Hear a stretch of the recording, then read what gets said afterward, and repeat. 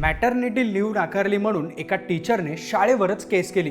तामिळनाडूतल्या एका सरकारी शाळेतील टीचरला मॅटर्निटी लिव्ह नाकारण्यात आली। या टीचरचा घटस्फोट झाला होता आणि तिला पहिल्या लग्नापासून 2 मुलं होती।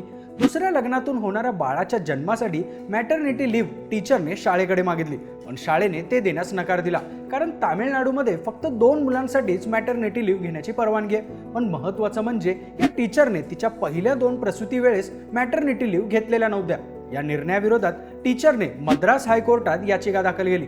तिथे एका खंडपीठानं तिच्या बाजूने तर दुसऱ्या खंडपीठानं तिच्या विरोधात निर्णय दिला। मग तिनं सुप्रीम कोर्टात याचिका दाखल केली, ज्यात सुप्रीम कोर्टाने मॅटर्निटी लिव्ह हा महिलांचा मूलभूत अधिकार असून तो रिप्रोडक्टिव्ह राईटचा भाग आहे असं सांगितलं।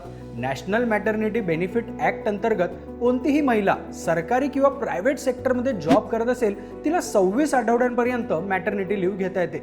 या व्यतिरिक्त ज्या महिलांनी मूल दत्तक घेतलंय त्यांनाही 12 आठवड्यांची मॅटर्निटी लिव्ह मिळते। त्यामुळे मॅटर्निटी लिव्ह हा महिलांचा मूलभूत हक्क आहे असं या प्रकरणात सांगितलं आहे।